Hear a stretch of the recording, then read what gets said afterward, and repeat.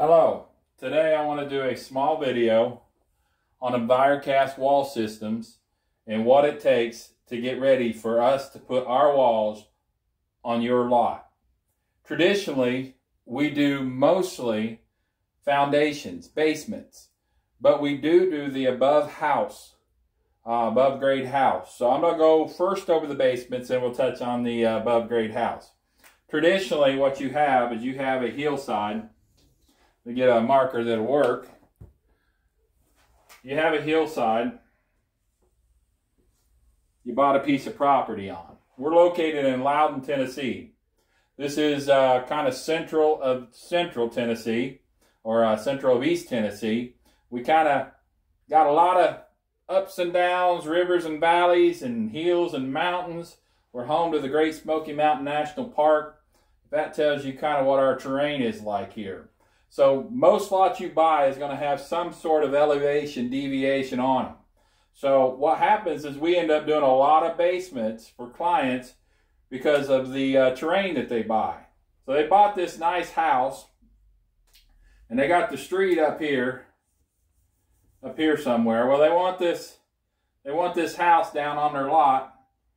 They're going to cut out a section of that hillside to put a basement on, so they can come in here and have a nice house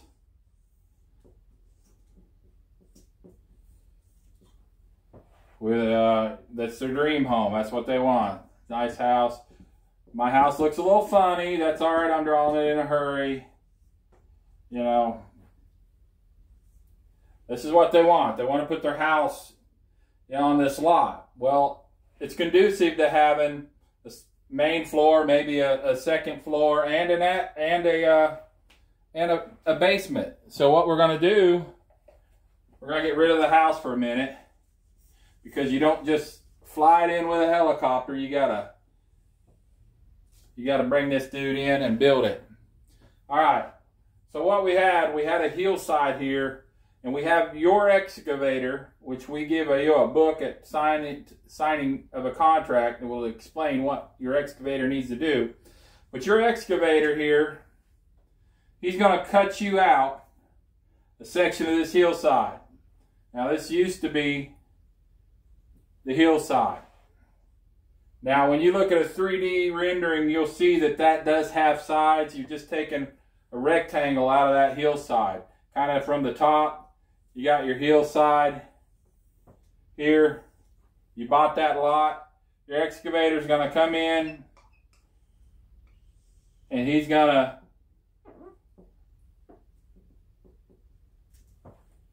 basically make a cut into that hillside. And so you're actually going to be with like a 5-degree slope. Now you have a cut. That's what we put our foundations in, is in the cuts that your excavator will make. So let's talk about the cut. What do we need in the cut? All right, the cut, I'm going to put this up here because this represents that side wall. You'll have one on each side. You're going to need plastic, visqueen plastic, that hangs over the cut, that stakes in up here, so that if you open that cut and it sets for a couple weeks while you're waiting on your walls, and we get a bunch of rain, which is prone to happen here in East Tennessee, it doesn't wash all this here down into here, which is also prone to happen if you don't have that plastic. I've seen several instances of where people just did not want to put the plastic on, and they had to call their excavator back sometimes once, twice, and even 3 times to clean the mud that fell off this wall into their cut, because we have to have it clean to put the walls on. So you have your plastic. You got plastic. That's important. Next, we're going to go with corrugated pipe. It's going to run along the back wall. It's going to run all the way out of the cut. And this is a 4-inch socked corrugated pipe for drainage. And that's going to be in the entire perimeter. You had your cut up here. in your heel side, that's going to be in the entire perimeter of your cut for drainage. Now what we're going to do is we're going to come back and we're going to come over that pipe with stone, 1/2 inch clean stone. We're going to pour a footer over that. That stone footer is 1/2 inch, and we want it 5.5 to 6 feet wide and about 8 through 12 inches deep, plus or minus a 1/2 inch. That's what we're going to need that footer. This footer is going to need to be from the wall where it butts up against and hold that plastic in place. Note, the plastic did not go underneath the pipe. It did not go underneath the gravel. We want that gravel open with no plastic underneath it, but this plastic is on the side, held in by the gravel. So when we put our gravel in, we want that 5.5, 6 foot on top, because our walls are going to set somewhere in the middle of those, depending on where your surveyor puts your pins. So our walls setting on top of that, we're going to need this 8 to 12 inches deep. If you have to go above 12 inches, say you've made your cut a little deeper on this end than you did on this end, that's bad news, but that means water's going to come backwards. You need to fix that. But if you're a 1/2 inch or 2 inches or something like that deeper in the back, we can work with that as long as not that pipe is above here than it is there. So if we go 8 to 12 inches deep, anything above that 12th inch needs to be compacted and level of 8 inches. So if you have to go 20 inches, you're going to compact it twice. You're going to compact it at about 8 to 12, and you're going to compact it again at around 16. So 8 to 12 inches is what we're looking for right here on our depth. We want 5.5 to 6 foot wide from side here to where it tapers down towards the floor of the cut. Now, this is 1/2 inch washed stone. 1/2 inch stone compacts better than 3/4. That's why we use it. It's engineered for it. That's why we don't need a concrete footer, because this stone packs so well. Now, you'll want this stone, 8 to 12, all the way 2 foot past where your wall's in. So if your walls come right here, you'll want that stone 2 foot past that end. We erase a little something and we'll go on to the next.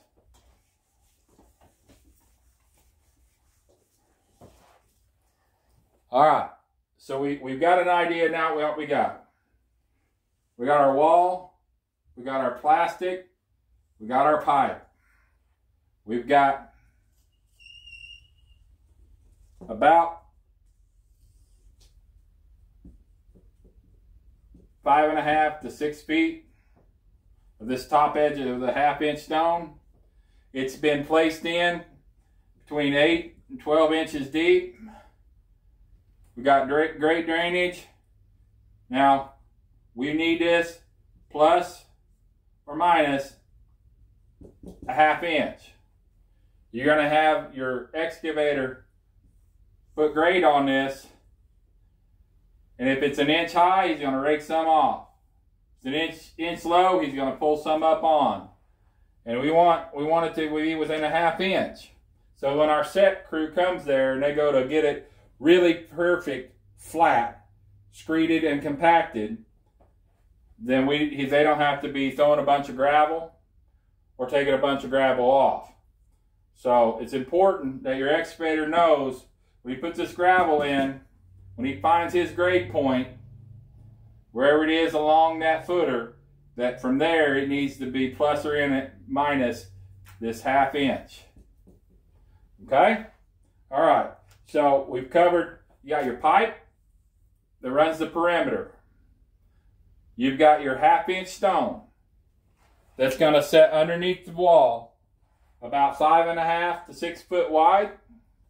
and about 8 to 12 inches deep. Now, let's take a look at the whole thing so we can get an idea of what we got here. You got your cut. You put in your pipe after you've laid your plastic in on the edges. Your plastic is all the way around and laid in on the sides. Stake down so we don't go anywhere or blow away. Then you come in with a perimeter, going a couple of foot past you coming in with your perimeter, going a couple foot past the end of our wall. You've got surveyor pins telling you where the wall is. Maybe you got a little safe room or something like that in here, and you've got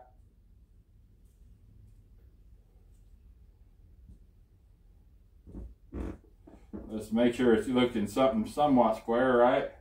You got a safe room, so your wall's gonna go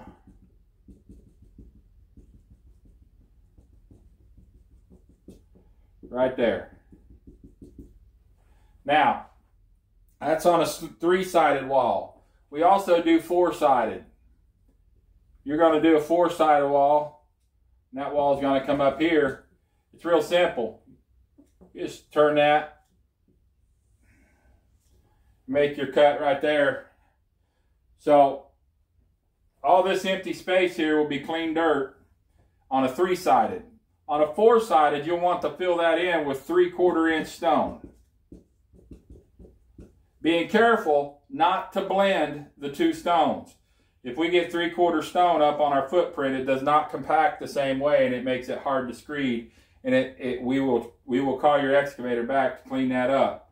So please get your 3/4 stone in the center, and don't contaminate the 1/2 inch footprint. If you're not doing the 4th side, and this is a daylight wall that you're going to come back and do a monolithic footer and concrete when you pour your slab, then you can leave this stone out. And you can just come back in after we've set our walls and left your job site, and you won't have to worry about contaminating them at that point because our walls are already set. So if we do 4 sides, we do it the same way as we would an above ground house. We make sure that we got grade setting on 8 to 12 inches of compacted 1/2 inch clean stone. On an above ground house, we're not going to have this cut. We're just going to have a flat lot. It may be a cut of 1 foot deep or 2 foot deep, depending on your elevation. We're going to have a flat lot, and you're just going to get your pins in. You're going to get your stone around those pins at 8 to 12. You're going to get it plus or minus a 1/2 inch. And then you're going to want to put your 3/4 inch stone in. And usually what I tell people is leave this one open till you got your 3/4 inch stone in. And then come in here with your 1/2 and finish it out and get it done. One of the reasons we use the 1/2 inch, it compacts. It's got great drainage, and the compaction rate is so much better than 3/4. So we love using it. It's engineered for it. Why don't we use footers? Why don't we use concrete footers? I get that question a lot. We do use concrete footers. We use them on commercial applications. It's part of code. We have to use them. But here's the problem. If you ever been on a footer crew or seen a footer crew work, they generally do not screed or take a board and get their footers completely flat. What they do is they just pat them down. So when you got a footer come in here, the top of it sometimes will be as varied plus or minus an inch. I've seen them further out than that. They got dips and valleys.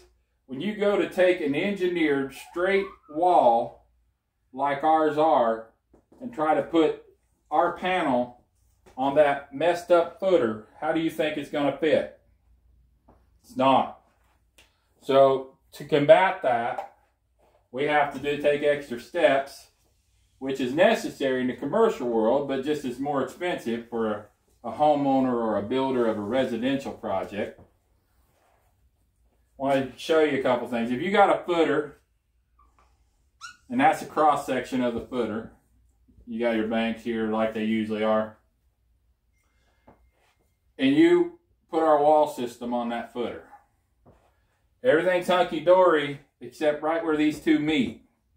We take a snapshot of that and blow it up where these two meet. A lot of times what you're going to find is the footer is like this, where our wall is like that.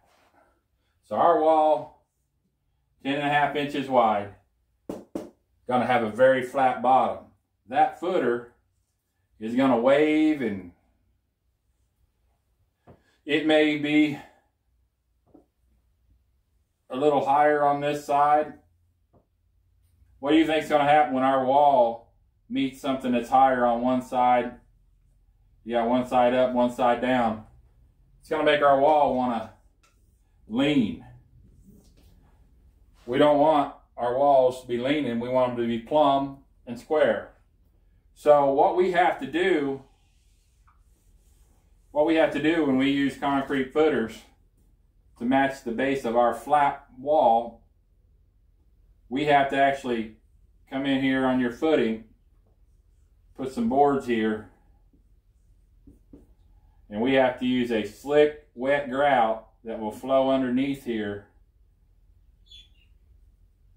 and settle in here and fill in all these voids, a high tensile grout.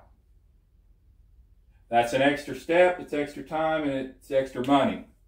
In the residential application, it's just overkill. When the rock is more than sufficient, the 1/2 inch stone is more than sufficient. So, we're going to kind of summarize. What happens when you decide you want to use EnviroCast walls because you want to draw a basement that's insulated, that's warm, that's already studded out on the inside and ready for drywall and electric? What are you going to do? You're going to sign a contract with us. We're going to get busy. You're going to hire an excavator if you ain't already got one, and he's going to make you a cut in your heel. And then we're going to come in and we're going to give you a book that's going to detail how you need to put the plastic on, how you need to put the pipe in, how you need to put your footer stone, how you need to put your stone out here in the rest of the thing, and how you need to, after our walls are set, how you need to backfill with stone and eventually dirt as you come up on your lot. And we're going to give you other instructions on like how to tie your stairs into our walls, how you put your trusses, drop trusses on our walls. We're going to give you just all kinds of information in that book to help you out to make your job compatible with our wall system. Our wall system is the best in the industry. I'll tell you why. It uses number 6 rebar on most of our walls, or bigger. It's 8,000 PSI. It's batched on location at our factory. It doesn't have to travel down the roadway to get to a job. It doesn't get hot. It doesn't start undergoing change, and we control it. So we get that 8,000 PSI. Okay, what happens? How do we compare it to, say, a poured wall? You know, poured walls may be a few dollars cheaper. We want to look at that. Poured walls may be cheaper, but then you got to waterproof them.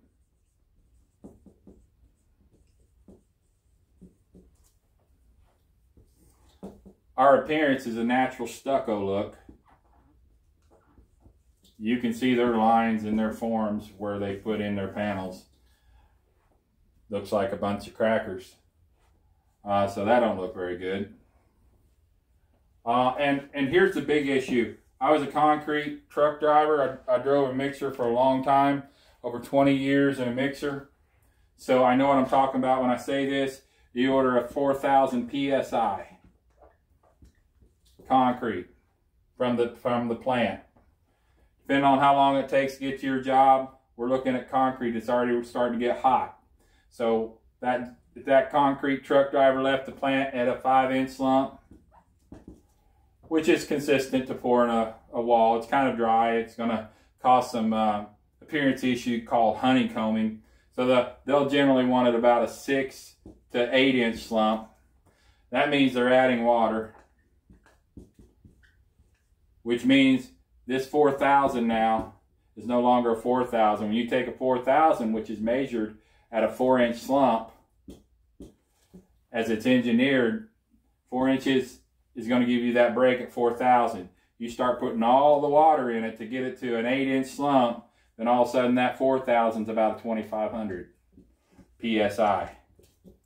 So you're 20, to get it the way you want it, to use it after it's been on the road a half hour or been batched or longer, after it's 30 minutes old, to get it to the consistency you want, to give you the appearance you want, you're going to sacrifice your strength, and you're still going to have all those lines in your wall from the panels. Then you're going to have, this is the issue, because it's 2,500 PSI now, because you've added so much water, it's no longer waterproof.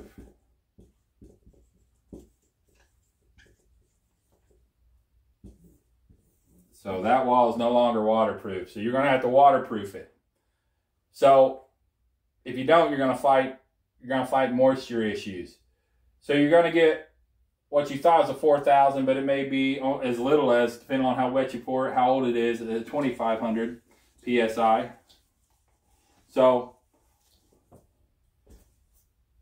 what do you want for nickels and dimes? You want 8,000 PSI concrete that's insulated, studded out on the interior, ready for wire and drywall? Or do you want lines in your concrete every so many feet, weak, wet, but slightly cheaper? But you'll save $1. You'll save a few dollars. But that is until you have to insulate it. You have to stud it out in the interior, and you get it ready for wire, and you get it ready for drywall. And you're still probably going to fight moisture. If you don't, you'll probably have to use a dehumidifier in those basements, and that's going to be an annual cost that keeps that ain't going to happen with our walls. So if you want to use our walls, we welcome you to call us. Look us up online at envirocast.com, vanhusco.com, or you can send me an email at Sam C. Let's get it right here, Sam. SCOX at vanhusco.com. Look forward to talking to you. Look forward to sharing more about our walls with you. This is just a quick class on what we need to get you from here